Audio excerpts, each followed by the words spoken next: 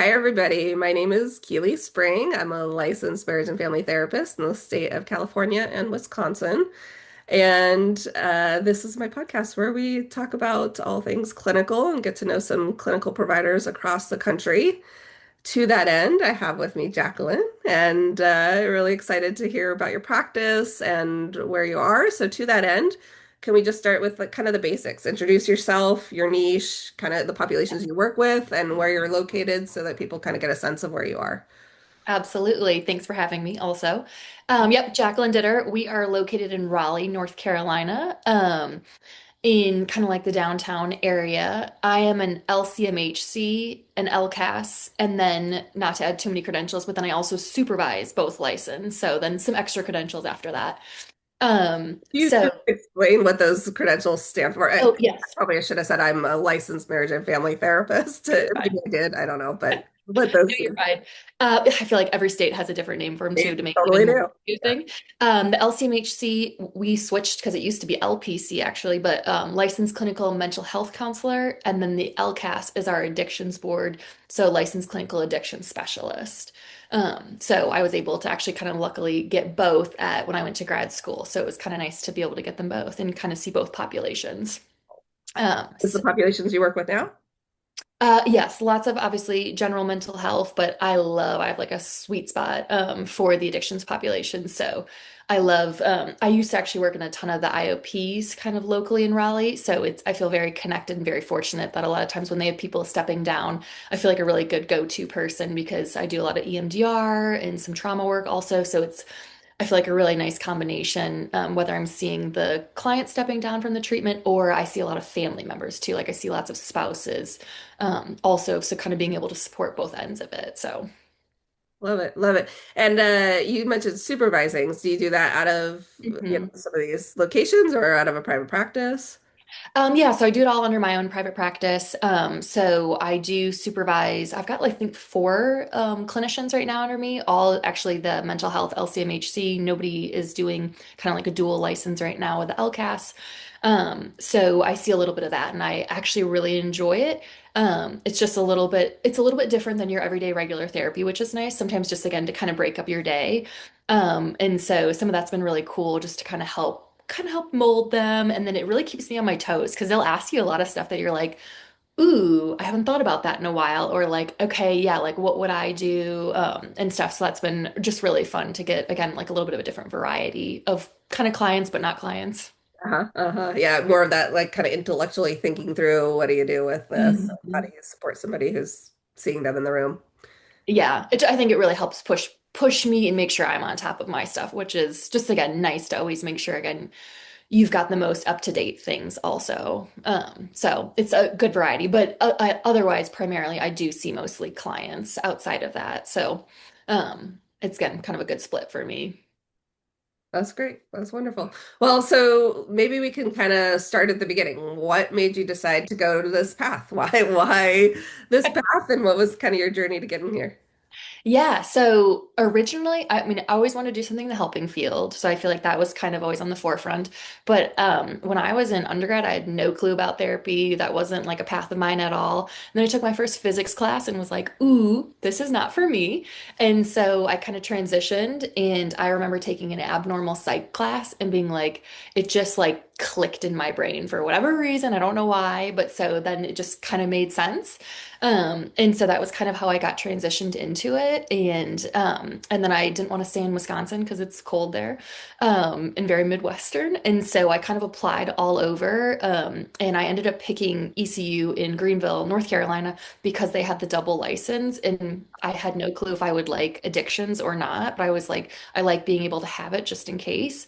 And I feel like for whatever reason, I don't know if it was fate or whatever, I feel like it just like clicked. I loved it. And so I feel like I got very lucky.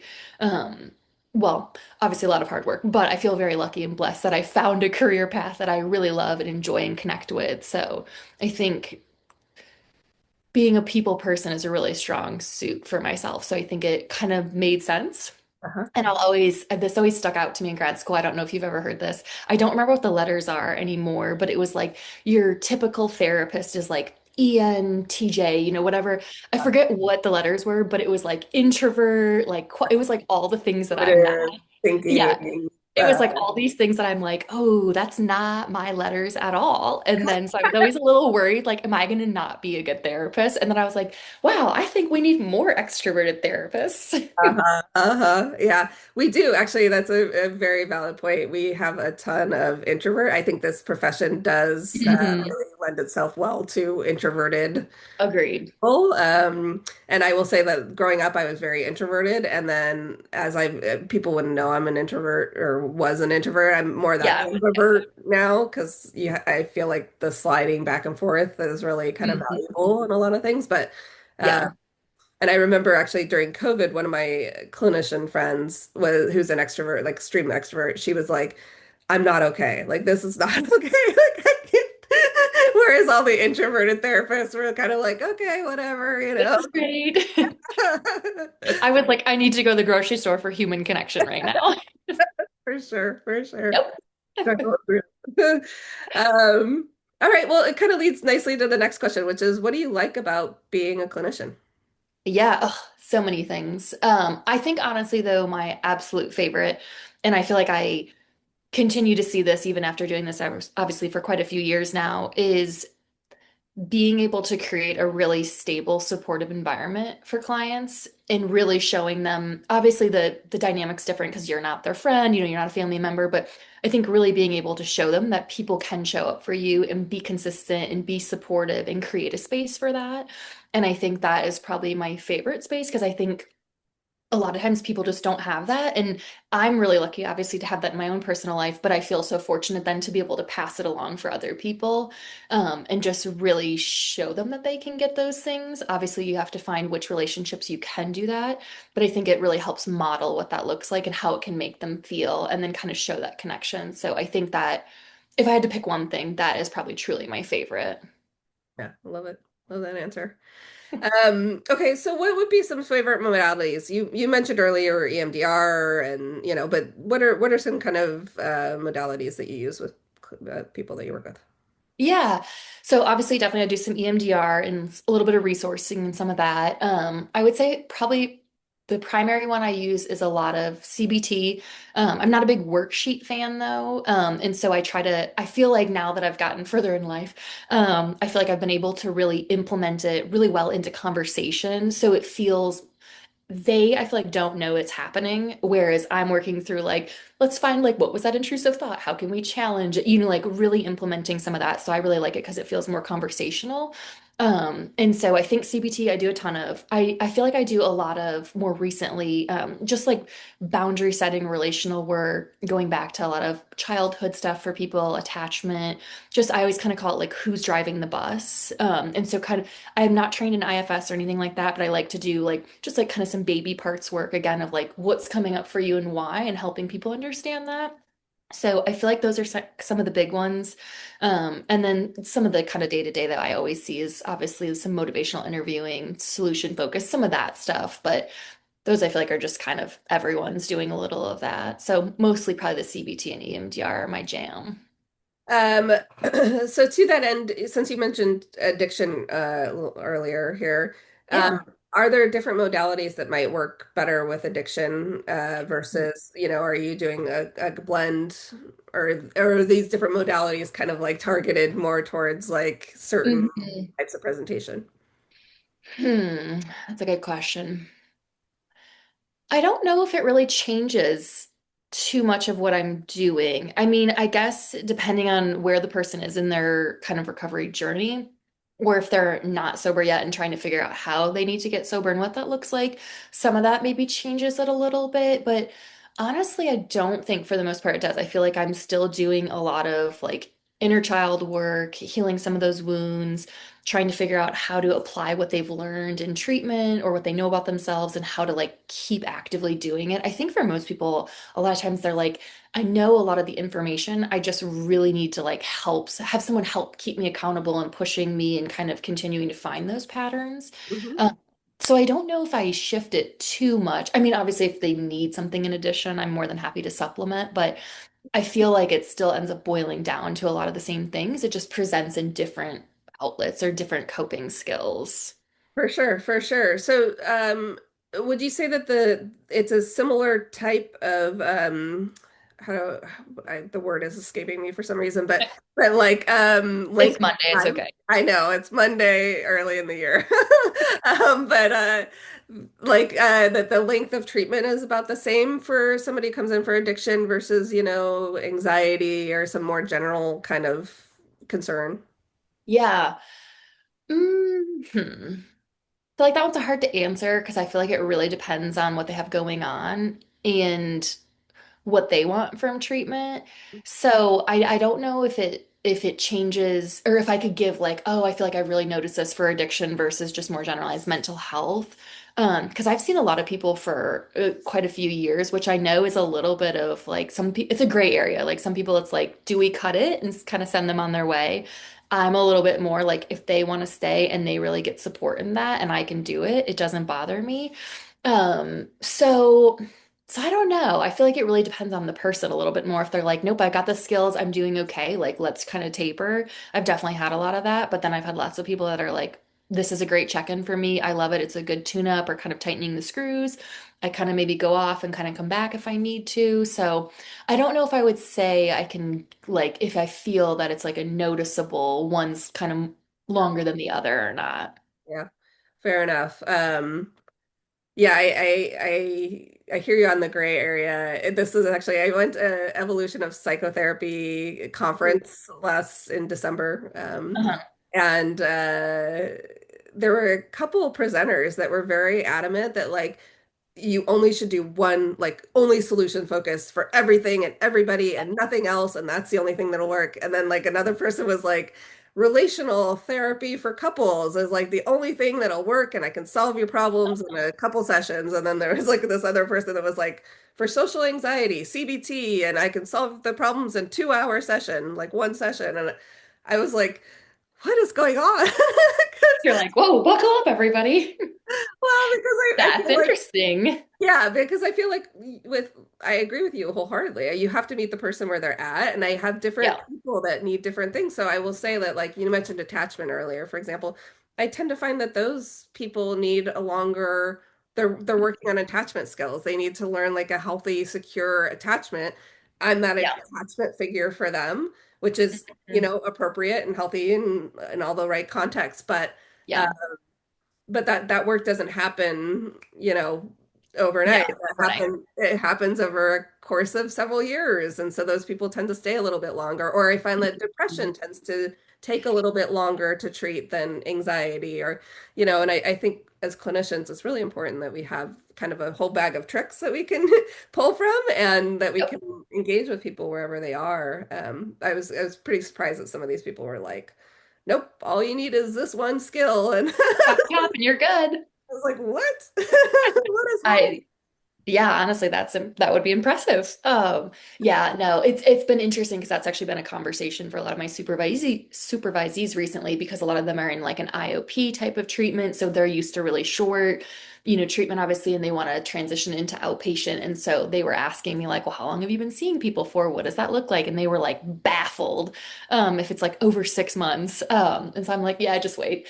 Um, but I do know it's a little bit, I'm in a ton of like Facebook groups for therapists and I love reading them because it's always like, oh, that's a good question. Or like, oh, how do I feel about that? Because there's so many, I feel like, areas in our field that are a little bit of a gray. It's not near as black and white. So it's interesting because depending on who you talk to, I feel like some people, yeah, it can be a little bit more like, no, they should be out in 6 months to 9, depending on whatever they're looking for. And I'm like, nah.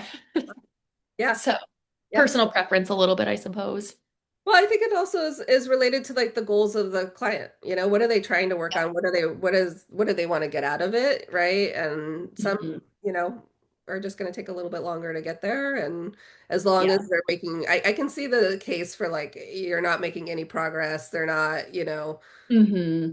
going anywhere. And I've had that conversation with at least a handful of people of like, hey, Yeah. is this treatment right for you? And we don't feel like we're making movement. And sometimes actually I found that that makes them move because then they're like, Mhm. oh, wait, I want to, Yeah. so it really kind of depends on the person. Yeah, no, I would absolutely agree. I've had to have that tough conversation with people too. So I get that. Okay, so what would a typical session be? It sounds very organic, but and you mentioned not a worksheet person, so I'm imagining you're not sitting there with like a assessment intake and yeah. No. Yeah, no, I would say organic's a great word. Obviously, most of my people I've been seeing for a little bit of time period. I don't take on too many new ones all at one time, so that I think helps manage some of that.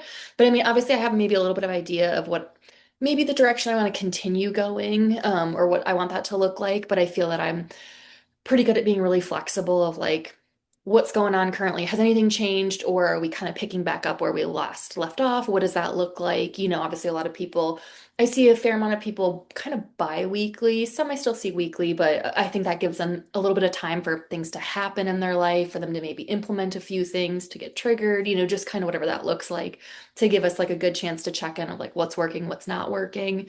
So I feel like it's kind of a combination of what's going on, how have they maybe applied or not applied or learned kind of in the last 2 weeks since I've seen them last. I feel like a lot of that's kind of looking at some of that, and then creating a little bit of a plan moving forward. But then to be fair, sometimes there are days where people come in and they're like, it's going to be a bitch session today, and that's what's going to happen. And I'm like, all right, buckle up. So Here we go. here we like, all right. So, obviously that, and then I actually have had a couple people recently too, that have came in really distressed or being like, I'm on the verge of panic attack. So that's the one thing I really like for some of the EMDR. If we're not doing EMDR, it's like I'll get out my paddles and we'll do like safe space or container, and that usually brings people down quite a bit. So I feel like that's kind of the nice part about having a little bit of that flexibility. And I think having talked to a lot of my supervisees, just something it's made me realize is I think it just means you're a little bit more comfortable and confident with what you have to offer. Because I think a little bit, they have a little bit more that need to be more planning. What are we doing? What does that look like? And I'm like, oh, I could walk into any session unprepared and be ready to go. Yeah. When I was first starting out, I learned to love those first sessions because I didn't feel that pressure to like have some sort of plan. I could just like, and then I think over time I evolved to like what you're talking about is that same kind of strategy of like I will go anywhere in any session that you need to go. We'll just figure it out. But I think you have to build trust in your own confidence, Absolutely. and I think Yeah. with you, we're like, what's the plan? What are we doing? Yeah, I know. I used to have somebody that was really new and she was like, "Oh, it's taking me so much time to prep for clients before sessions." And I was like, interesting. Tell me a little bit more about that. Like, what are you doing? So it was just interesting of like, oh, okay. Not that I'm saying I don't think or prep at all, but just again, like, oh, just again, I think you have so much of it, I guess, up in your head stored so well that it was like I don't feel that I need as much of that. So I was like, it was a cool reminder for myself of again, like how far I've come, but then also really cool to be able to kind of share that with them of like it comes with time. Like you will feel constantly more comfortable just the more you do it. For sure. For sure. This is like a thing that comes up, I think, for clinicians a lot too, is like, I have intake forums and all those kinds of things. And I Hmm. know some clinicians that will not like, meet with anybody who hasn't filled out the intake or, and they want to prep and look over the intake. I actually Hmm. specifically do not look at their intake. I will look at it after I meet with them, but I don't Okay. because I just want to get like a initial kind of hit of who are you? What are you Okay. telling me? What are you showing up? And then I'll go Mm. back and circle back and be like, oh, okay, all right, that matches. That doesn't. I should ask them about that. You know? Yeah, like, okay, let's dig into that a little bit Right. more. Right. But it's almost the journey is like I don't maybe I shouldn't say fun, but like some of the thing I love about this profession is like that we do get to do just what you were talking about is just kind of like have all this stuff in our head and just Yep. kind of figure out which pattern works for us, how we engage with Hmm. it, and then kind of pull and from all these different resources and go.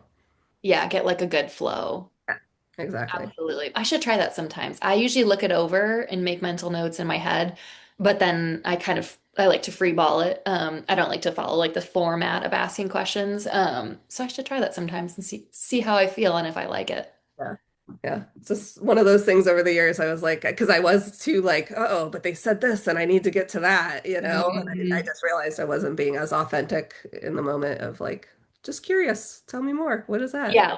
Like almost, yeah, too much of like an agenda to get through. Because I don't know if you find this, that we usually when people come in, they want to dump. Like they have hit their max. Usually they're distressed, they're ready to cry. Like usually I find people are just like ramped and they just want to like get it out. And so I feel that if I had to go through the format too much, it would feel, I don't know if there'd be a lot of good connection. It would be more like I'm at the doctor's office and you're asking me questions versus I think a lot of people like need the release and then it's like we can circle back to a lot of these things.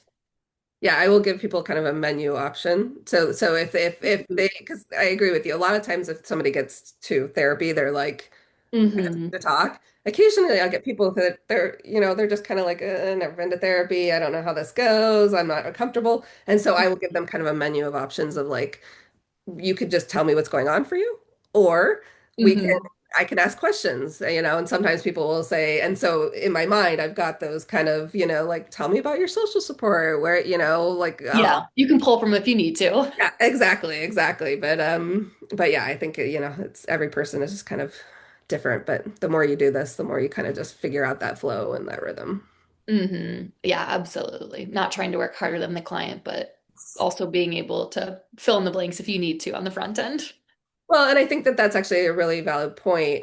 It's part of the reason that you don't want to do too much prep. And like you don't want to research clients or like I never Google a client. I never want to find out who they are, even if they tell me like, oh, I did this thing and you can find it. And I'm like, okay, because I don't Cool. want, well, I just don't want that to be, and I actually took a law and ethics one time that was like, do never do that because you get too much information that is not part of the relational. Um, Yeah. and I think when we do too much prep work or we get too much, then when things inevitably go differently, we're too much in our head of like, wait, but that's not what I wanted it to do. Like at least when I was younger in this profession, I was like, wait, but that's not, and then my mind's like trying to get us back on track of where I thought I was supposed to be going, Oh, versus, sure. you know, can overthink it, I guess is what I'm trying to say. Yeah, no, I can see that. That makes sense. Yeah, I don't have enough time in my day to look clients up now, so hopefully it's a good problem. I can't be doing that.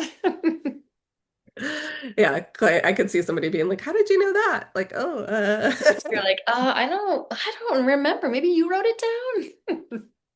it was on the form. Um, well, okay. So, are there things that surprise you still about the profession? Sounds like you've been doing it for a while. Are there things that surprise you? Mm. Oh, that's a good question. Huh. Not typically on the day to day. I feel like there's very rare times in which I'll be like, holy crap, did not see that coming. Or, just again, something that really catches me off guard. I've been trying to think of like the last thing that really stood out to me. Hmm. I feel like I have my clients trained so well that like they're so respectful of boundaries and stuff. I'm trying to think.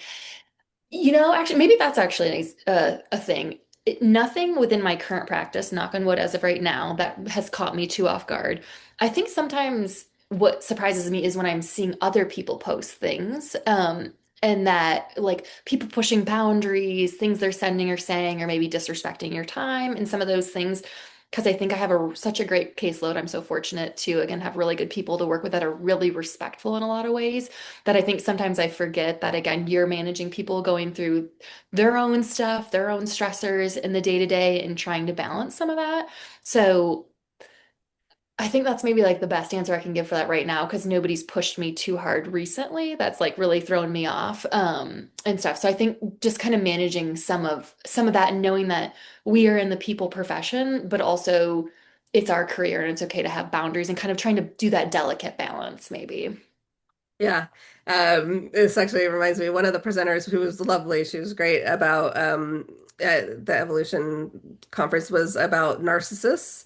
And she was joking Mhm. that because she works with both narcissists and or narcissist personality disorder and uh, loved ones of them, right? And Okay, sure. had a couple books. She was a very dynamic speaker.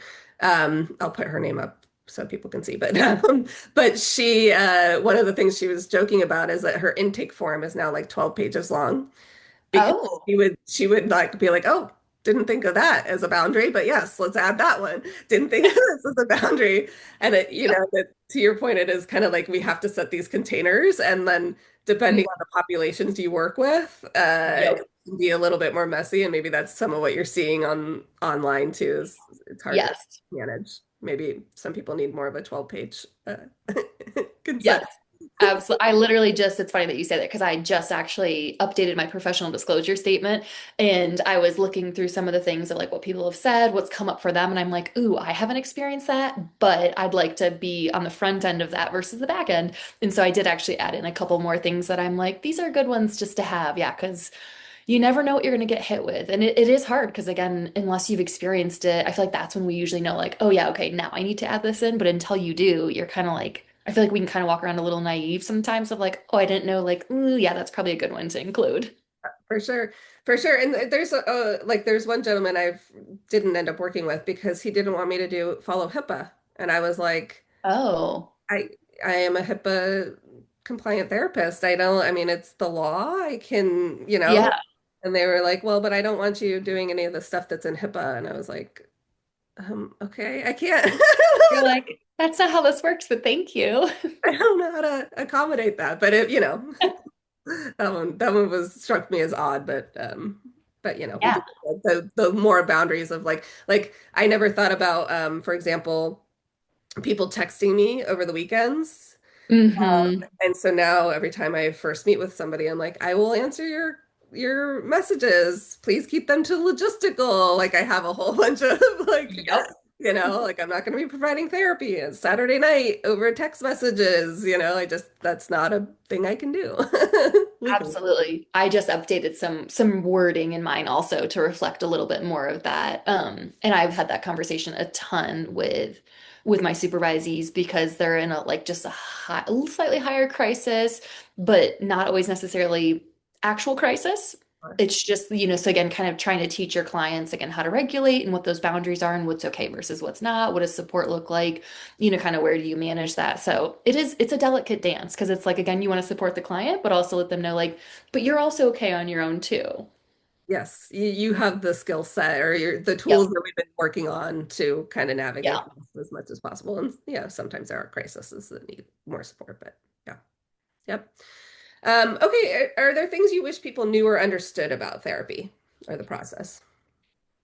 Hmm. Yes, I'm just trying to think which ones I want them to know the best or the most. Hmm. I think maybe the biggest one that I see that comes up, I feel like a lot is that, well, kind of two. I think everyone can benefit from it. I think a lot of times we have this kind of stereotype that life has to be a hot mess. You have to be in chaos before you come. And I think for a lot of people, they would actually truly benefit coming a lot earlier to learn the skills a little bit more proactively. So I feel like kind of that one, which I feel like feels obvious to us, but not always to everybody else. So I think again, like you can come at any point and I think it's going to serve you. It might look differently depending on where you are. So I feel like that one. And then I feel like a big one that comes up for a lot of people that is a little bit of a struggle and then they have to practice some acceptance around it, but then be open to it is that regardless of when you start, you can still always change. I think people really have a hard time being like, I've been living this way for 30, 40 years, like blah, blah, blah. Not that like it's too late to change, but kind of in that of like, this is going to be really hard for me to change because it's so established. And I'm like, you're right, it is, but it's going to be worth it. Because like, what's your other alternative? Keep operating in this lens. And so, I think having people be open to that concept of like, yeah, it's going to be a lot of work, but honestly, I feel like anything worthwhile, like, have any of the things you've ever achieved been easy? No. And so, to me, like, why would it be any different for like you bettering your life, how you view yourself, feeling more confident, getting your goals? Like, it's so the same, I feel like. So I think helping people see that to maybe make them feel a little bit more hopeful or encouraged that it's worthwhile to do it and they're worth doing it and that you can, but it's like everything else. Yeah, I always joke that like people love coming in here, but it's also not a fun time. And so it's kind of like that duality of that. And so to me, it's kind of the same thing. Like it's absolutely worth doing, but it's not going to be easy. For sure, for sure. I totally agree. Um, I think yes, the somebody who's a little bit older has that kind of mentality of like, oh, this is Mhm. just who I am, and Yeah. that's the way it's going to be. That said, two clients I've been working with for a while now are in their 60s, like, retirement age, and they make amazing changes. And, so it's seen firsthand. I agree with you. I think it's like any age can benefit from whether you're super young or super, later in life, it doesn't matter. Hmm. If something is going wrong, you can make changes that will make it better. Yeah, I would absolutely agree. Okay, so final part in this clinical section before we pivot to a little bit more personal, get to know you. Um, is there a tool or some sort of resource or something that we could share with the audience that might be useful for them? Yes. Do we want it to be something that I like to do in session or something that they can do on their own? You decide whichever one, or you could do both. Either way. Okay, I know I'm thinking. Okay, I think my favorite ones in session that I can obviously do with them is using the EMDR paddles for resourcing. Because I Ooh, always say that it's essentially. Yep. So the bilateral stimulation, they're vibrating. I always kind of compare it to, for people that have no clue what we're talking about, is it's basically like a steroid, meditation on steroids. And so it really helps people relax and get in that Zen space. And a lot of times we'll have them do like a safe space or a container. And so that really just again gives them some coping skills to again to help re-regulate and just to create space for some of their anxiety, or again if something's feeling really overwhelming, using the container visual really helps them just put it away for right now. It's not like we're saying, hey, we're just gonna like push that down and ignore it. It's just I kind of call it like it's like you're doing a healthy way of compartmentalizing almost. Like we're coming back to that, don't worry. But for right now, this is just like too much for me. Um, so I feel like I really like those two in session. More out of session that's maybe more applicable for people. Not that you can still do those things on your own, obviously, but you don't have the paddles. So for some people, it doesn't feel as deep. But I feel like a big thing I've been going over with a lot of people for anxiety is doing a lot of fact checking. And I think a good one is if it starts with what if, we know it's essentially not a true statement. So having them kind of catch some of those thought loops. And then also I like saying, who said that? Because a lot of times I said that. And so I like those two of like really helping them because I know a lot of people get really frustrated of like, well, when I'm anxious, I'm just spiraling, blah, blah, blah. How do I know? How do I catch myself? And those are kind of, I feel like, two big ones that people can really hold on to. They're easy and they're short. And I find for a lot of people, that's what their start, or that's what their thought loops start with. And so I think those are two easy redirections, I guess. Yeah, I love it. I love it. I'm totally gonna use that. That's that's great framing. And I forgot to clarify, do you see people mostly in person or do you do a hybrid online as well? Yeah, I do a little hybrid. I would say now I probably see like 65, 70% in person and maybe like 30% telehealth and online. But most of my people I know like to come in. Usually the hybrid, it's if it works better for their schedule. So a little bit of both, it's kind of a nice split to be honest. For sure. All right. Well, thank you so much, Jacqueline, for the answers to the clinical. Are you ready to pivot a little bit here and be seen with my being seen questionnaire? Of course. Hit Uh, me with it. okay, so we always start with a nice, easy one. What is something that's making you happy right now? Ooh. Well, it's probably just going away, but it was making me happy, is the peppermint mocha flavored coffees. Fair. From the holiday season, I've gotten recently into espresso, and so I've really loved like a nice warm latte. I feel like they're really small things that you can enjoy on like the week to week basis that I really like. For sure, for sure. Okay, so what's your favorite app? Hmm. Currently it is my Aura ring. Oh, I have really bad sleep, and so and all my clients know that I'm like chronically sleep deprived. And so I recently got an Aura, and I love it. I love looking at like what it's telling me. It gives you a lot of different statistics, and I really like trying to implement it a little bit better because I am a type A on the move type woman, and I have a hard time relaxing and slowing down, and so it's kind of a good way of being like, the numbers don't lie. It's like a gentle call out of like, hey, you need to sit down. So that's been really good for me. fair. That's fair. I've always wondered, yeah, I know people that have them. It sounds like they're pretty effective. We've got a sleep number that manages some of that, Mhm. but not Okay. not quite the detailed probably data that you're getting. Yes, it's very in depth. And so it's been nice because it does obviously a lot of other things. But for me, that was honestly the main reason why I wanted it to help with sleep. And It tells me like this past week, it's like you've missed your bedtime window quite a bit. Like go to bed earlier, basically. So it's just again like that nice little nudge. Uh-huh. Yeah. Holidays, we're just coming off the holidays, so a lot of people get deregulated. Yes, out of a routine for sure. Okay, beach or mountains? Oh, easy beach. Uh, like nice, like Caribbean beach, kind of warm beach, or like any beach will do.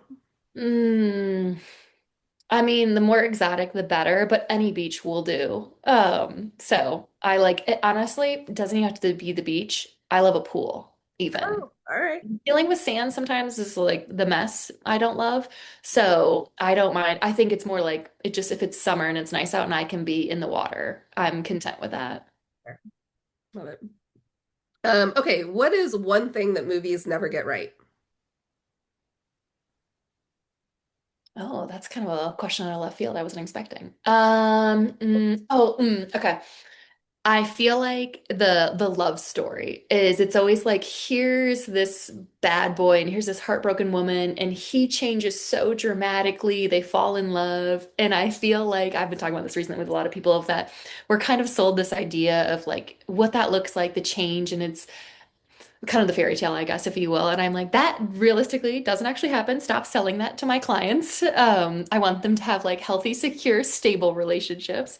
So I feel like the kind of the overselling of the amount that people change for like another person and how that shows up and like that happens in 3 months. Not that those things can't happen in general, but I think some of that it's like selling us the story that that's maybe not what healthy actually looks like. 100% agree. I always notice too that the bad boy is always like very wealthy, and it just happens to be that like they're gonna then, like go off in this castle and whatever, and you're like, Yes. yeah, it's not reality. You're like, This is not it. okay. That was like, I remember when 50 Shades of Grey came out, they were like, if he wasn't super rich, all of this would be like really concerning behavior. And I was like, I didn't think of it that way, but you're really right on that. Yeah.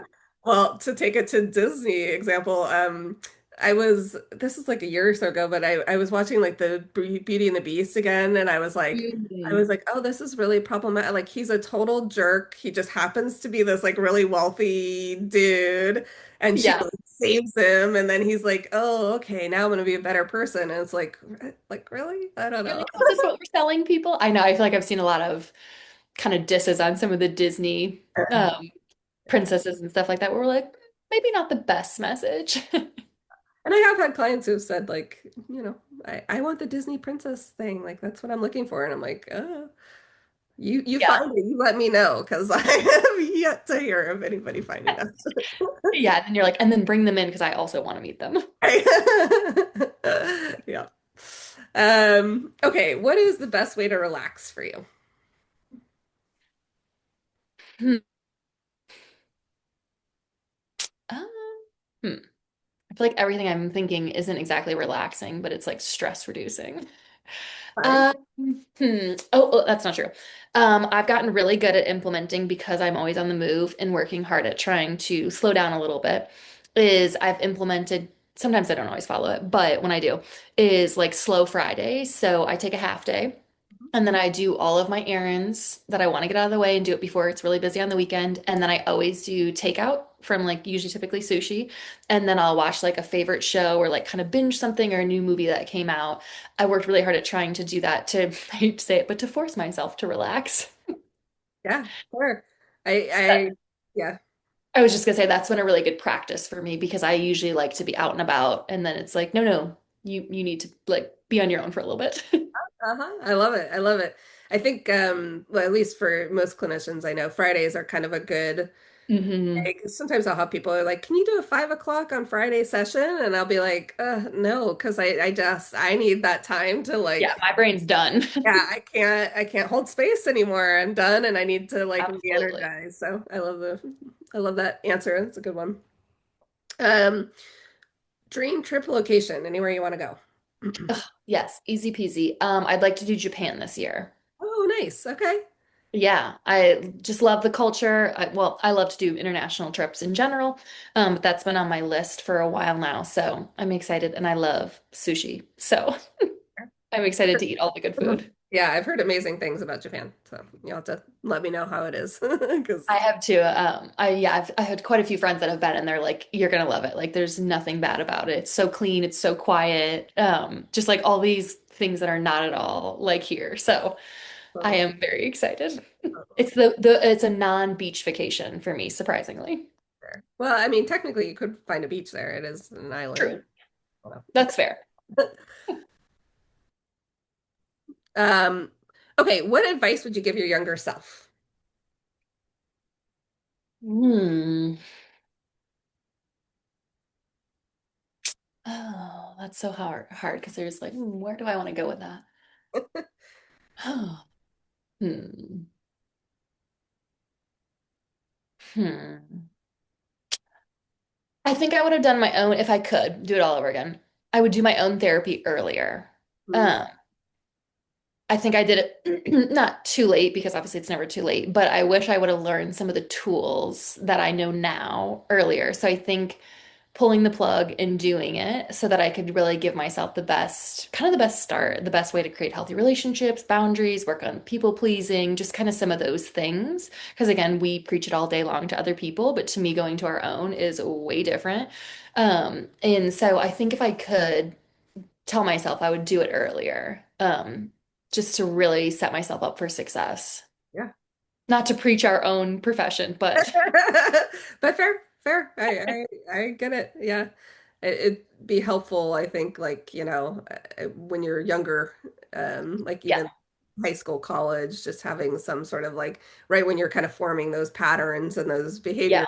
and all that kind of stuff to have some more like actual grounding and healthy. Yeah, absolutely. I know my mom and I always talk about, she's like, I love that you're learning a lot of this stuff so much earlier than I did. And so we kind of talk a lot about that of like, it's wonderful. Obviously, I'm younger than her to maybe get some of those skills, but it's like, yeah, but I see some of the people that are even younger that I see, and I'm like, oh, I love for you that like you're in a place to look at this stuff because again, like I was never in that space. And so it's always just nice to be able to be like, good for you to be able to like really want to start working on those things. Because to me, again, the earlier you do it, the better you have just again the ability to really implement change, be open to some of those things. To me, it's just it opens you up for so much more. Sure, for sure. Couldn't agree more. Yeah. Okay. Out of the four seasons, which one's your favorite? Easy summer.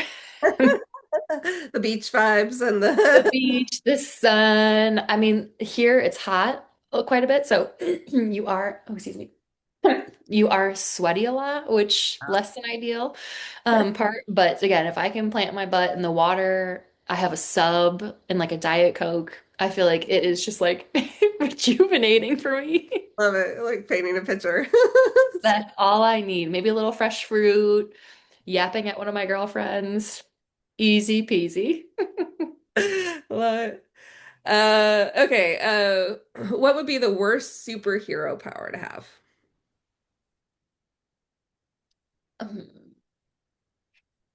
I think mind reading. Yeah. Number one answer by clinicians so far. Oh, really? Yes. I'm not original. Oh, I'm trying to think. Yeah, I feel like that would be the worst because I think I would just be overthinking everything. Like I feel like there's a couple of movies on it where they're like getting into the minds of men, but I'm like, oh, that would be as an overthinker, my worst nightmare.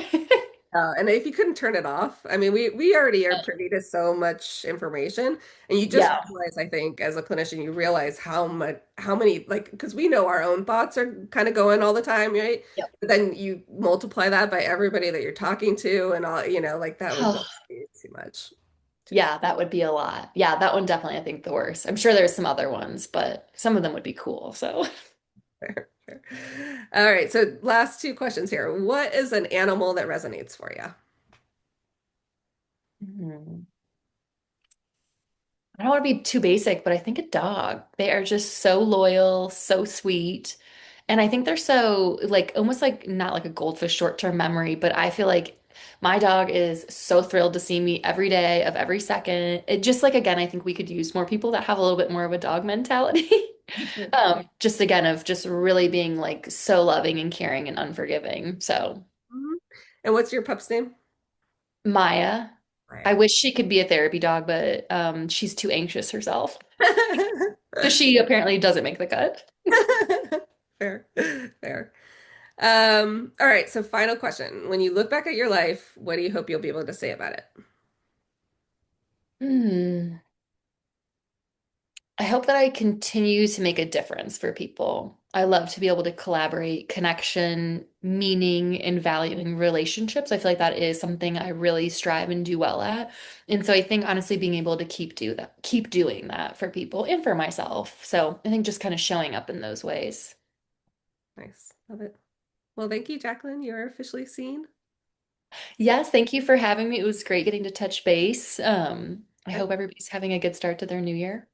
For sure, for sure. I will include your information on this, but is there anything that we didn't cover that you would like the audience to know? No, I don't think so. I think we touched bases on a lot of different things. Obviously, if people have questions, they can follow up or reach out. But no, I think this was a great or feel for letting clients kind of know what some of that looks like on the day to day. So I appreciate it. Yeah, I appreciate you. Thanks again so much. Yeah, of course. All right. Bye. Thank you.